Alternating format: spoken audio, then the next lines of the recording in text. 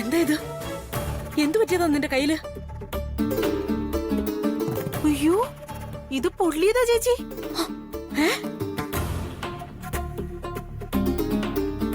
D, മറ്റേ കൈയും കൂടി കാണിച്ചേ നോക്കട്ടെ.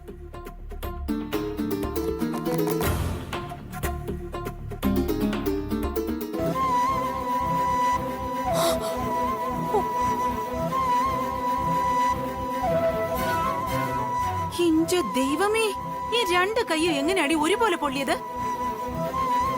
പറകല്ലേണി, എങ്ങനെയാ ഇത് പൊള്ളിയത്? ചോദിച്ചത് കേട്ടില്ലേടി? വാ തുറന്ന് മറുപടി പറയടി. നിന്റെ കൈയല്ലേ പൊള്ളിയത്, അണ്ണാക്കൊന്നും അല്ലല്ലോ. അത് മാഡം. പറകല്ലേണി, രണ്ട് കൈകളും ഇങ്ങനെ പൊള്ളിച്ചു വെക്കാൻ വേണ്ടി നീ എന്താ ചെയ്തേ? അത് മാഡം, വല്യുവിന് വേഗം സുഖമാവാൻ വേണ്ടി ദേവിയുടെ മുന്നില് രണ്ട് കൈയിലും വെറ്റിലയിൽ കർപ്പൂരം വെച്ച് പ്രാർത്ഥിച്ചതാ.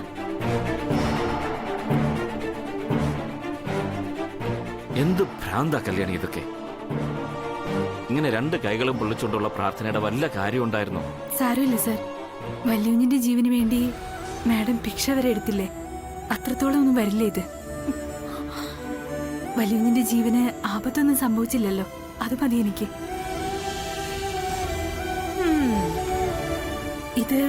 ഇതങ്ങ് ഉണങ്ങിക്കോളും, സാരമില്ലാത്ത കേസാ.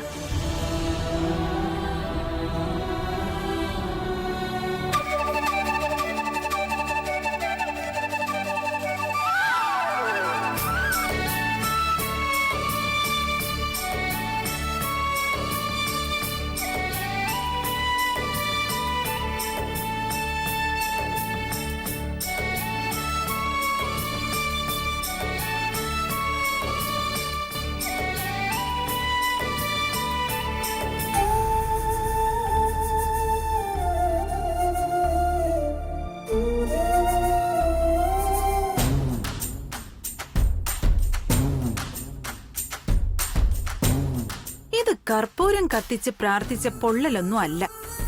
അല്ല, ഇനിയിപ്പൊ ഗുരുജി പറഞ്ഞതുപോലെ ഇവൾ ആനന്ദിന്റെ ജീവന് വേണ്ടി അഗ്നികുംഭം കയ്യിലെടുത്തിട്ടുണ്ടാവോ? പക്ഷേ അത് ചെയ്യേണ്ടത് ആനന്ദ് താലി ചാർത്തിയ ഭാര്യയല്ലേ, പിന്നെ ഇവളെങ്ങനെ? ഇതങ്ങനെ വിടാൻ പാടില്ല വിലാസിനി. ഇവിടെ വേറൊരു ബോംബിടാനുള്ള മരുന്ന് എവിടെയോ കിടപ്പുണ്ട്. റെഡിയായിക്കോ, റെഡിയായിക്കോ.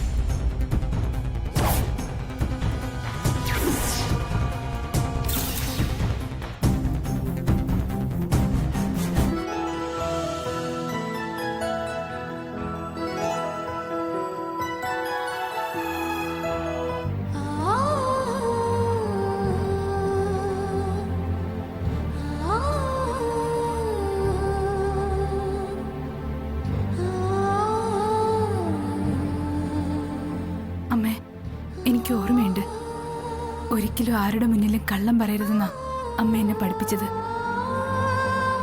ഒരിക്കലും അമ്മ പറഞ്ഞതൊന്നും മറന്നിട്ടല്ല, പക്ഷേ ഇന്ന് അങ്ങനെ ഒരു കള്ളം പറയേണ്ടി വന്നു എനിക്ക്. അതും ഞാൻ ദൈവത്തെ പോലെ കരുതുന്ന അഖില മേഡത്തോട്.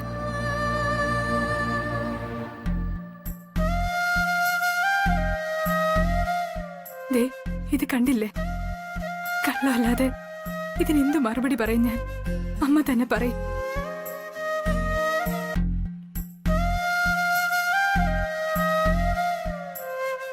ദേ, ഇത് കണ്ടില്ലേ? കള്ളമല്ലാതെ ഇതിനെന്തു മറുപടി പറയും ഞാൻ? അമ്മ തന്നെ പറയും.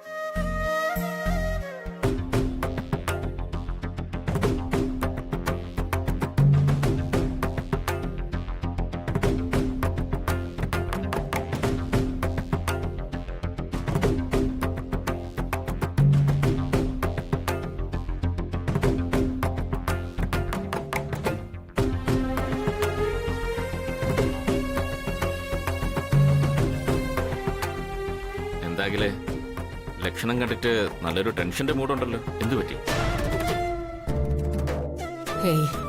ഒന്നുമില്ല. അത് വെറുതെ നിന്നെ കാൽ നൂറ്റാണ്ടായി കാണുന്നതല്ലേ ഞാൻ.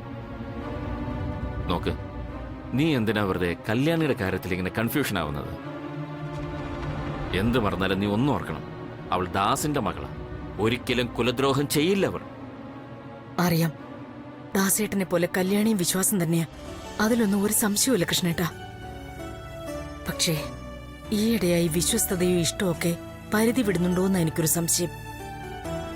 അതാ ടെൻഷൻ.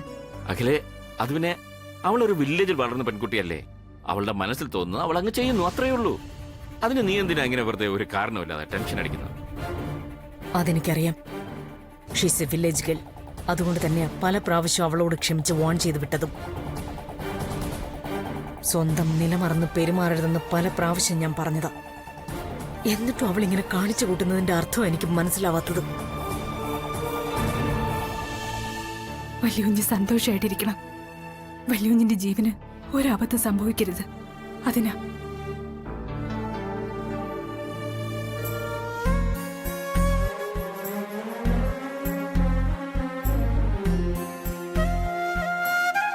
അതിനാ ആരും അറിയാതെ ഈ താലി ഞാൻ ഇപ്പോഴും കഴുത്തിലിട്ടിരിക്കണേ. ആശുപത്രിയിൽ വെച്ച് ഗുരുജി പറഞ്ഞപ്പോ ദേവിക്ക് അഗ്നികുംഭം എടുത്തത് വരെ അതിനു വേണ്ടി അമ്മേ. പക്ഷേ ഇതൊക്കെ എനിക്ക് അഖിലാമേടത്തിനോട് പറയാൻ പറ്റുമോ? പറഞ്ഞാലുള്ള പ്രതികരണം എന്തായിരിക്കും? അമ്മയൊന്ന് ആലോചിച്ച് നോക്ക്. എന്നെ ഭരിക്കുന്ന വിഷയം ഒന്നേ ഉള്ളൂ. ആനന്ദിനൊരാപത്ത് വന്നപ്പോ കല്യാണി സ്വന്തം കൈപൊള്ളിച്ചു വരെ പ്രാർത്ഥിച്ചിരിക്കുന്നു. അത് തെറ്റാണോ ശരിയാണോ എന്ന് എനിക്ക് തിരിച്ചറിയാൻ പറ്റുന്നില്ല. അതാ എന്റെ പ്രോബ്ലം. എന്തു പറഞ്ഞാലും മനസ്സിനും ആകെ ഒരു കൺഫ്യൂഷനാ. കല്യാണി കല്യാണപ്രായമായൊരു പെണ്ണല്ലേ. അവൾ ആനന്ദിനു വേണ്ടി ഇങ്ങനെ കർപ്പൂരം കയ്യിൽ വെച്ച് കത്തിച്ച് പ്രാർത്ഥിച്ച് നിൽക്കുന്നത് കണ്ടാലേ ആളുകൾ എന്തു പറയും? അവൾ എന്തിനാ ഇങ്ങനെയൊക്കെ കാണിച്ചു കൂട്ടുന്നേ? കൃഷ്ണേട്ടൻ അതിന് ഉത്തരം പറയാൻ പറ്റുമോ? വലിയ കുഞ്ഞ് സന്തോഷത്തോടെ ഇരിക്കണം. അതിനുവേണ്ടി ഞാൻ എന്ത് ചെയ്യും? ഏത് വേദനയും സഹിക്കും. സഹിച്ചിട്ടുണ്ട് ഞാൻ. ഇപ്പോഴേ ചെയ്യുന്നതൊക്കെ തെറ്റാണെങ്കിൽ അമ്മ എന്നോട് ക്ഷമിക്കണം. വേറെ വഴിയില്ലഞ്ഞിട്ടാ അമ്മ. അല്ലെങ്കിൽ ഞാൻ ഇനി എന്താ ചെയ്യേണ്ടെന്ന് അമ്മ തന്നെ എനിക്ക് പറഞ്ഞതാ. അനുസരിക്കാൻ ഞാൻ തയ്യാറാ. എന്താ പറയാൻ പറ്റുമോ?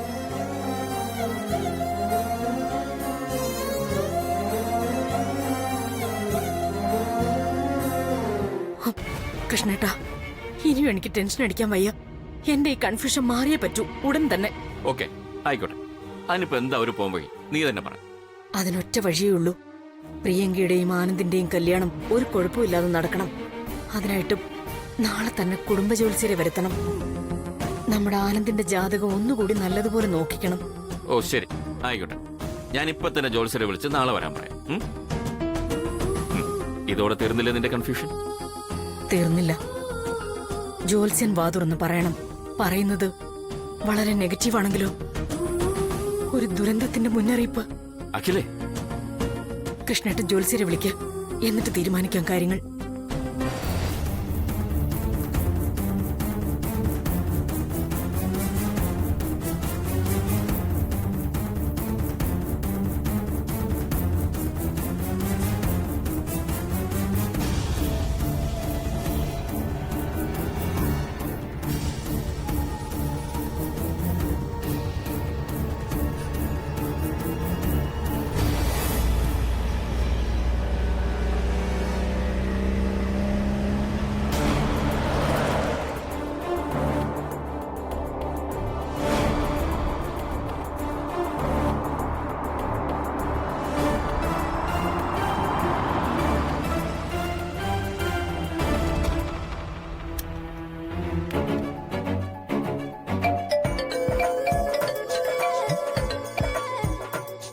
ആ hello, very very good morning.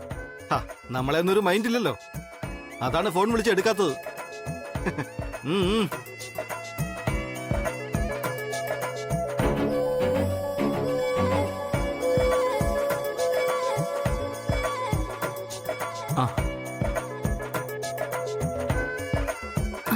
Kalyani, കൈ എങ്ങനെയുണ്ട്? കാണട്ടെ.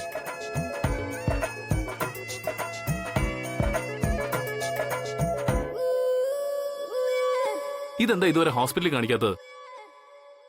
കല്യാണിയും കുട്ടി ഹോസ്പിറ്റലിൽ പോണോന്ന് ഞാൻ കമലയോട് പ്രത്യേകം പറഞ്ഞാണല്ലോ. അയ്യോ, അതിന്റെ ഒന്നും ആവശ്യമില്ല വലിയ കുഞ്ഞെ. ഇതിപ്പോ അങ്ങ് ഉണങ്ങും. രാത്രിയിൽ ചെമ്പരത്തിപ്പൂ അരച്ചിട്ടിരുന്നതാ. അറിയില്ല, ചെമ്പരത്തിപ്പൂ പൊള്ളലിന് നല്ല മരുന്നാ. കല്യാണി, ഇതിന് ഇത്ര നിസ്സാരമായിട്ട് കാണരുത്. പുറമേ നിന്ന് നോക്കുന്ന പോലെ അല്ല. പൊള്ളൽ എത്ര ആഴത്തിലുണ്ടെന്ന് പറയാൻ പറ്റില്ല. അത് അറിഞ്ഞു വേണം ചികിത്സിക്കാൻ. വെറുതെ ചെമ്പരത്തി അരച്ചിട്ടിട്ട് കാര്യമില്ല. എനിക്കൊരു പ്രശ്നമില്ലെന്നേ. ദേ ഇതിപ്പൊ തന്നെ ഉണങ്ങി തുടങ്ങി. സാരമില്ല. കൈ പൊള്ളിയിരിക്കണോണ്ട് സുജാത ചെന്ന് എന്നെ അടുക്കളയിൽ കയറ്റണില്ല. അതേ ഉള്ളൂ എനിക്ക് സങ്കടം.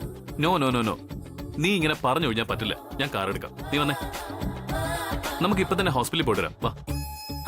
അയ്യോ എന്റെ വല്യുഞ്ഞേ, ഇതുപോലുള്ള പൊള്ളലിന് നാട്ടുമരുന്നാ നല്ലത്. വേണമെങ്കിൽ പുളിയിൽ അരച്ചിടാം, മഞ്ഞൾ അരച്ചിടാം. എന്തിന്? പൊള്ളിയെടുത്ത് അടുക്കളയിൽ നിന്ന് ഉപ്പുവെള്ളം എടുത്തൊഴിച്ചും കാപ്പിപ്പൊടി പൊതിഞ്ഞു വെച്ച് പോലും എന്റെ അമ്മ എന്നെ ചികിത്സിച്ചിട്ടുണ്ട്. അന്നൊന്നും ഞാൻ ഗുളികൾ വാരി തിന്നിട്ടില്ല. Good morning. ആ, എന്താ രണ്ടുപേരും കൂടി ഒരു ചർച്ച? ഏയ് ഒന്നുമില്ല, ഞങ്ങളിങ്ങനെ ഒന്നുമില്ല. നാട്ടുവൈദ്യമാണോ അലോപ്പതിയാണോ നല്ലതെന്നുള്ള ചർച്ചയിലാണെന്ന് തോന്നല്ലോ. നിങ്ങളപ്പോ ഹോമിയോപ്പതി മറന്നോ? ഞാൻ പോവാ.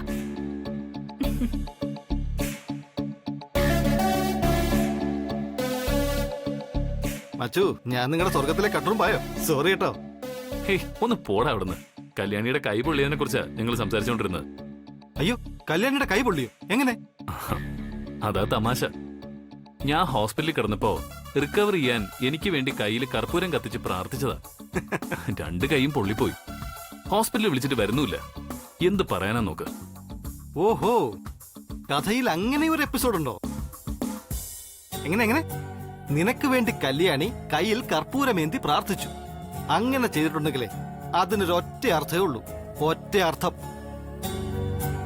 അവള് സ്വന്തം ജീവനേക്കാൾ ഏറെ നിന്നെ പ്രേമിക്കുന്നു. She's deeply in love with you. Nonsense. നീ എന്തൊക്കെയാടാ ഈ വിളിച്ച് പറയുന്നേ? എടാ, ഞങ്ങൾ ഇവിടെ കാര്യം പറഞ്ഞുകൊണ്ടിരുന്നതാ, ഡ്യൂറ്റ് പാടിയതല്ല. ഡ്യുവറ്റും കണ്ണി നോക്കിയിരിക്കൊന്നും വേണ്ട. Just a simple question. കല്യാണിയുടെ കൈ ഒന്ന് പൊള്ളിയപ്പോ നിന്റെ മുഖം ഇത്ര വാടണമെങ്കിൽ അതിനെന്താ കാരണം? നീ ഒന്ന് പറഞ്ഞേ. എടാ അവൾ എനിക്ക് വേണ്ടിയല്ലേ കൈ പൊള്ളിച്ചത്. നാച്ചുറലി എനിക്കൊരു സെന്റിമെന്റ്സ് ഉണ്ടാവില്ലേ? അതെ, അത് തന്നെ, സെന്റിമെന്റ്സ്. A² + B² = 2AB. പഴയ ഫോർമുലയാ. എങ്ങനെയൊക്കെ കൂട്ടിയും കിഴിച്ചും നോക്കിയാലും കല്യാണിയുടെ മനസ്സിൽ നീ തന്നെയാ. നിന്റെ മനസ്സിൽ കല്യാണിയും. I am dead sure. ഏയ്, ഇഷ്ടവും പ്രണയവും രണ്ടും രണ്ടാ. അതിന്റെ വ്യത്യാസം തിരിച്ചറിയാൻ വയ്യാത്തോണ്ടാ നീ വെറുതെ ഇങ്ങനെയൊക്കെ ചിന്തിക്കുന്നത്. വെറുതെ അല്ല ആനന്ദേ, ഇക്കാര്യത്തിൽ എനിക്ക് ഒരു തെറ്റും പറ്റിയിട്ടില്ല. ഞാൻ പറയുന്നതാണ് സത്യം. അന്ന് ഞാൻ നിന്നോട് പറഞ്ഞില്ലേ കല്യാണിയുടെ കാര്യത്തിൽ നീ ഇടപെടരുതെന്ന്. എന്നിട്ടിപ്പോ എന്തായി? കല്യാണിയിൽ നിന്നും അകന്നു നിൽക്കാൻ നിനക്ക് പറ്റുന്നില്ല. ഇതാണ് പ്രണയം. പുരിഞ്ചതാ? നീ വെറുതെ കോംപ്ലിക്കേറ്റഡ് ആക്കി എന്നെ വട്ട് പിടിപ്പിക്കല്ലേ എടാ. ആ പ്രണയം ഒരുതരം വട്ട ആനന്ദേ. ആ വട്ടാണ് നിനക്കിപ്പോ.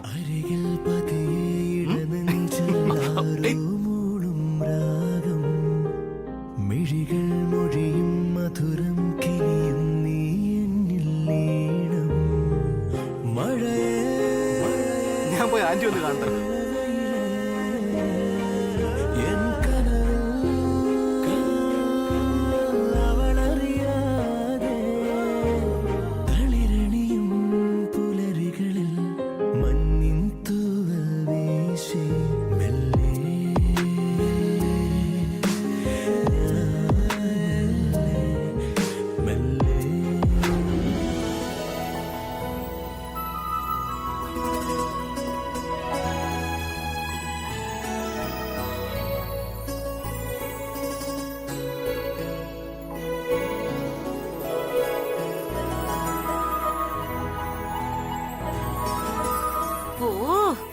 ജോത്സ്യരെ, മണിക്കൂർ 1 ആയല്ലോ നോക്കാൻ തുടങ്ങിയിട്ട്. ചന്ദ്രനിലും ചൊവ്വയിലും ഒക്കെ മനുഷ്യര് പോയിട്ട് തിരിച്ചിറങ്ങി. നിങ്ങൾ ഇതുവരെ കൂട്ടിയും കുറച്ചൊന്നും കഴിഞ്ഞില്ലേ? വിലാസിനെ, ശരി, ഞാൻ ഇനിയൊന്നും പറയുന്നില്ല. ജ്യോതിഷം ഒരുതരം കണക്കുകൂട്ടല.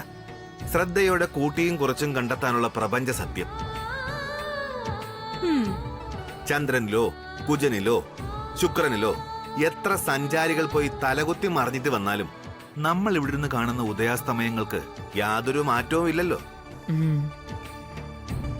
അതുപോലെ ഒരാളുടെ ജനന സമയത്തെ നക്ഷത്രങ്ങളുടെയും ഗ്രഹങ്ങളുടെയും സ്ഥാനവും ഗതിയും ഒക്കെ അടിസ്ഥാനപ്പെടുത്തി വരാൻ പോകുന്ന ജീവിതകാലത്തെക്കുറിച്ച് പ്രവചിക്കുന്നതാണ് ജ്യോതിഷം. ജ്യോതിഷം ഒളിപ്പിച്ചു വെക്കാനാകാത്ത പരമമായ സത്യമാണെന്ന് ഞാൻ പറയും. ജ്യോത്സ്യരെ, മാഡം, ഒട്ടും ധൃതി വേണ്ട.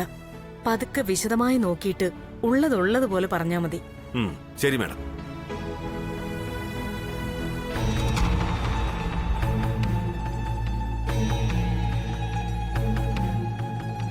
ജോത്സ്യരുടെ കൂട്ടലും കുറയ്ക്കലും ഒക്കെ കാണുമ്പോ എന്തോ പന്തികേട് തോന്നുന്നുണ്ടല്ലോ. തൃച്ചംബരത്തെ ഇരട്ട കല്യാണോ ഇനി കൊളാവോ?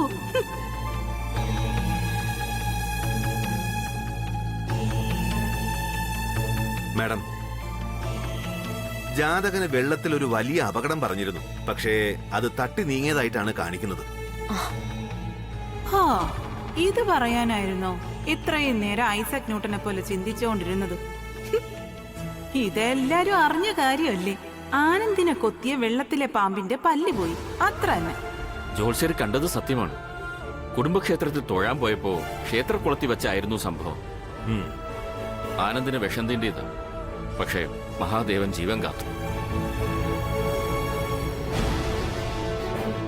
ഇപ്പോഴും ഞങ്ങൾ ആ ഷോക്കിൽ നിന്ന് പൂർണ്ണമായിട്ട് മാറിയിട്ടില്ലെന്ന് വേണം പറയാൻ.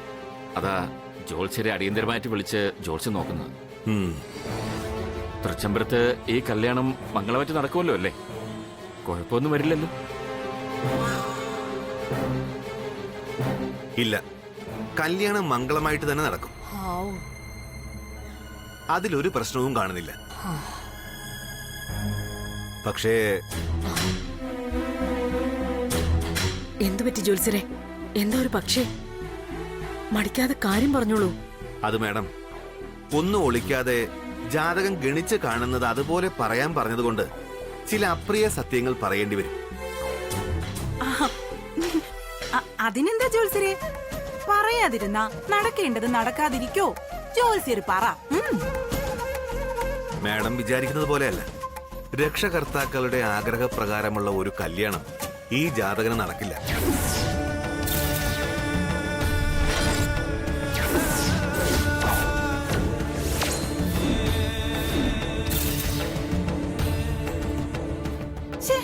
അല്ല ജോത്സ്യരെ, നിങ്ങൾ എന്തൊക്കെയാ വിളിച്ചു പറയുന്നത്?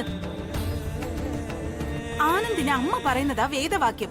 അമ്മയെ ധിക്കരിച്ച് അവനൊന്നും ചെയ്തിട്ടില്ല, ഇനി ചെയ്യാൻ പോകുന്നുമില്ല.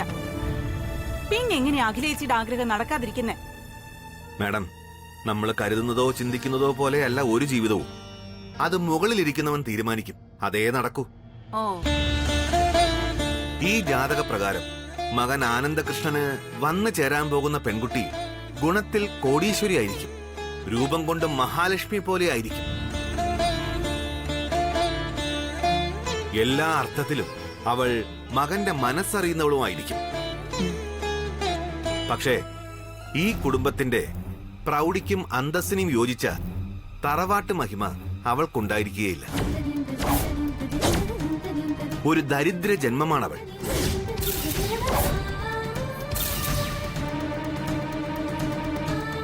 ജോത്സ്യരെ, ഒന്നുകൂടി ഒന്ന് നന്നായിട്ട് നോക്കിയിട്ട്.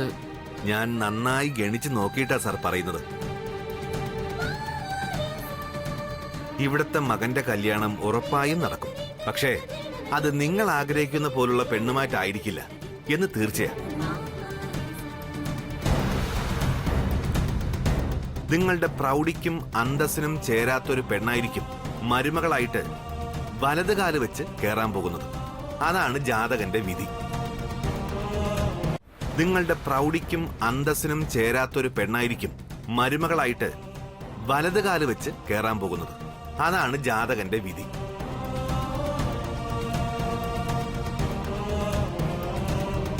എന്നാ ഞാനങ്ങോട്ട്.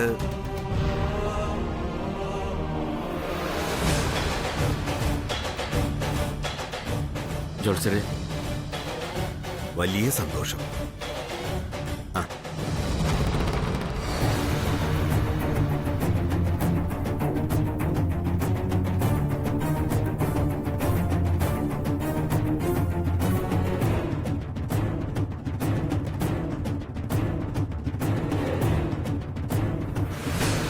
അഖിലേ,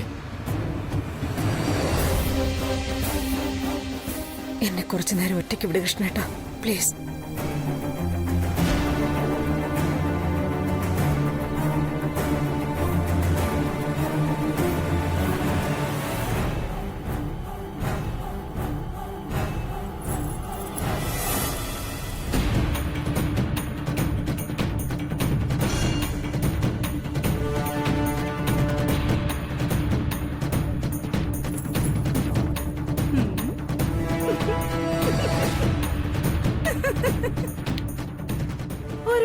നന്ദിയുണ്ട് ജോത്സ്യരെ, ഒരുപാട് നന്ദി. ഹോ, അഖിലാണ്ടേശ്വരിയുടെ കാലത്തെയും സമാധാനം ഇന്നത്തോടെ പോയി കിട്ടി. ഉറച്ചു കിടന്ന മണ്ണിൽ ഇടിവെട്ടി പേമാരി പെയ്ത അവസ്ഥ. ഓ, ആ നനഞ്ഞ മണ്ണിൽ ഇനി വേണം കുഴി കുത്തി കിളയ്ക്കാൻ.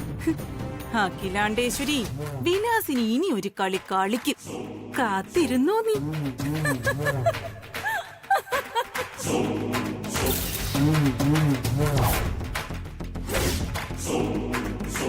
Mm-hmm.